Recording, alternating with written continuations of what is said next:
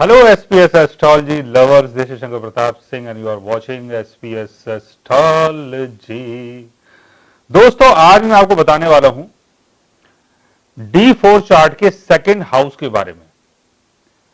और D4 chart को अगर हम समझें तो D4 चार्ट से हमारे सुख का पता चलता है। जैसे D1 चार्ट में फोर्थ हाउस होता है, तो फोर्थ हाउस को अगर आप बहुत ज्यादा डीपली समझने की कोशिश करते हैं तो उसका मतलब यह हुआ कि आप D4 को समझने की कोशिश कर रहे हैं।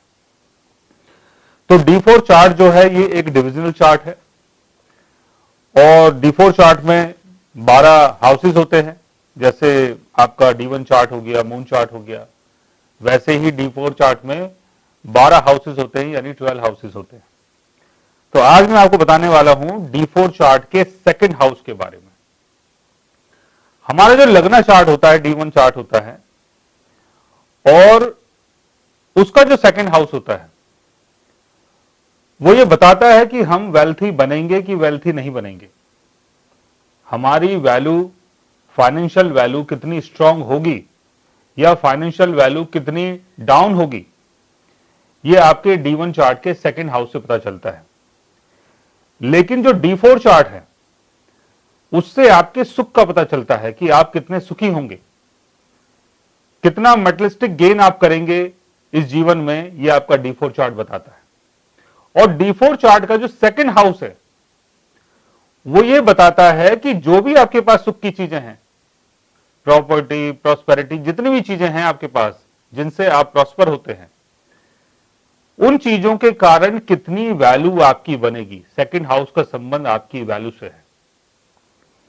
और जो भी आपके पास एसेट्स हैं, चाहे वो प्रॉपर्टी है, चाहे वो गाड़ी है, चाहे वो आपका कोई भी फिक्स्ड एसेट है, तो उससे आपके पास कितनी लिक्विड मनी आएगी और कितना पैसा आप प्रिजर्व करेंगे आने वाली जनरेशंस के लिए, ये आपका सेकंड हाउस बताता है।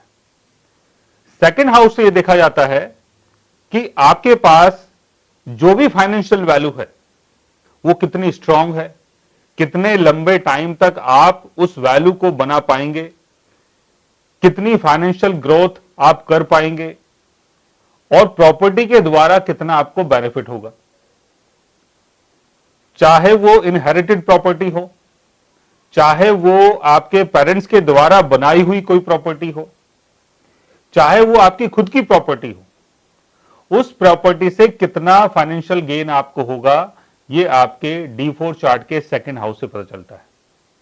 अब फाइनेंशियल गेन बहुत टाइप के होते हैं, जैसे रेंटल इनकम, जैसे प्रॉपर्टी को सेल करने के बाद प्रॉफिट जो होता है, जैसे किसी भी तरीके से जो हमें प्रॉपर्टी का कई बार लीज अमाउंट मिलता है, या कई बार हमारी जो प्रॉपर्टी है, जो भी हमने प्रॉपर्टी बाय की है या जो भी हमें अपने पूर्वजों से मिली है, उसके द्वारा कितनी अर्निंग आपके पास आ रही है, ये आपका सेकंड हाउस बताता है D4 चार्ट का। तो सेकंड हाउस का लॉर्ड अगर वेल प्लेस्ड है, अच्छी जगह प्लेस्ड है और अपनी स्ट्रांग पोजीशन में है, तो आपकी जो फाइनेंशियल ग्रोथ है वो बढ़ती चली जाती है। प्रॉपर्टी के द्वारा आपको बेनिफिट होता है, फाइनेंशियल ग्रोथ आपकी बढ़ती है और समाज में आपकी वैल्यू बढ़ती है।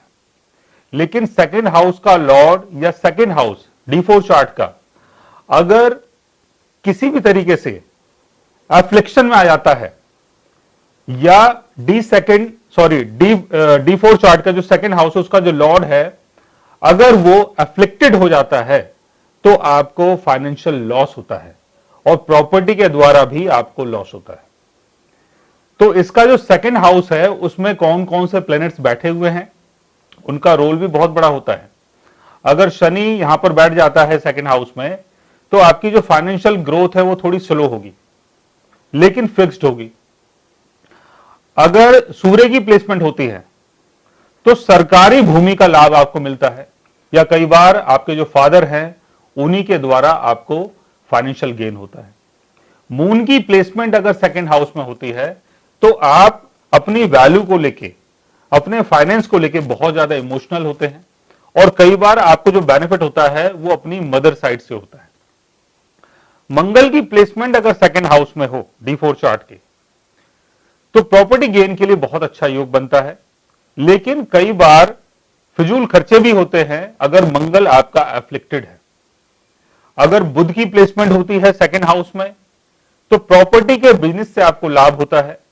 कई बार आप जो डॉक्यूमेंटेशन का काम करते हैं या कोई ऐसा काम करते हैं जहां पर आप लोगों के लिए डॉक्यूमेंट्स तैयार करते हो, सेल परचेज करते हो, तो उसके द्वारा आपको फाइनेंशियल गेन होता है। वीनस की प्लेसमेंट अगर सेकंड हाउस में होती है, तो लग्जूरियस प्रॉपर्टी, खूबसूरत प्रॉपर्टी, महंगी प्रॉपर्टी का बेनिफिट आपको मिलता है।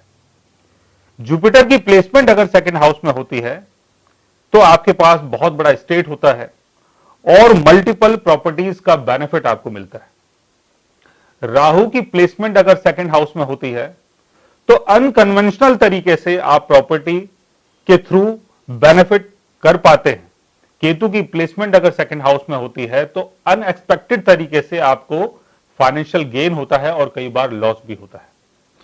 लेकिन सेकंड हाउस का लॉर्ड यह बताता है कि आपकी फाइनेंशियल स्टेबिलिटी कितनी स्ट्रांग है। अगर सेकंड हाउस का लॉर्ड वीक हो जाता है, डेबिलिटेशन में होता है, या D1 चार्ट में अगर वो रेट्रोगेशन में है, कंबशन में है, तो आपको ज्यादा बेनिफिट नहीं होता, कई बार लॉस होता है। सेकंड हाउस का लॉर्ड अगर सिक्स्थ हाउस में चला जाए, तो कई बार लिटिगेशन के चक्कर में आपका जो पैसा है, जो सेविंग्स है आपकी, वो बिगड़ जाती है। सेकंड हाउस का लॉर्ड अगर एट्थ हाउस में चला जाता है, तो कई बार ऐसी चीजों में आपका नुकसान होता है जिसका अनुमान आप पहले से नहीं कर सकते हैं। जैसे हमारे नेचर में कई बार बहुत बदलाव आता है, तूफान आ जाते हैं, कई बार सुनामी आती है, कई बार और अर्थक्वेक्स वगैरह आते हैं, तो उनके चक्कर में प्रॉपर्टी और फाइनेंशियल वैल्यू का लॉस होता है। सेकंड हाउस का लॉर्ड अगर 12th हाउस में चला जाता है, तो कर्जे के चक्कर में और फालतू खर्चे के चक्कर में आपकी प्रॉपर्टी का लॉस होता है और कई बार आपकी जो फाइनेंशियल ग्रोथ है वो बर्बादी की तरफ चली जाती है। तो यहां पर आपको सेकंड हाउस के लॉर्ड को देखना है। सेकंड हाउस का लॉर्ड अगर वेल प्लेस्ड है, वीक पोजीशन में नहीं है और अच्छी पोजीशन में है, तो आपकी जो फाइनेंशियल ग्रोथ है वो बढ़ती चली जाती है और प्रॉस्पेरिटी के थ्रू आपको लाभ होता है। लेकिन सेकंड हाउस का लॉर्ड अगर वीक पोजीशन में है, तो आपको कई बार फाइनेंशियल लॉस होता है और जो भी चीजें आपको मिलती है उसमें भी आपको कई बार लॉस हो जाता है। सो गाइस, आज मैंने आपको बताया D4 चार्ट के सेकंड हाउस के बारे में। अगर आप भी जानना चाहते हैं अपने बर्थ चार्ट के बारे में, तो उसके लिए आप हमारे चैनल को सब्सक्राइब कर सकते हैं। और अगर आप हमसे बात करना चाहें, कंसल्ट करना चाहें, पर्सनली हमसे मिलना चाहें, तो आप हमारे व्हाट्सएप के थ्रू, ईमेल आईडी के थ्रू हमसे मिल भी सकते हैं, बात भी कर सकते हैं और गाइस आप हमारे साथ कंसल्ट भी कर सकते हैं। So guys, take care, love you all and good bye.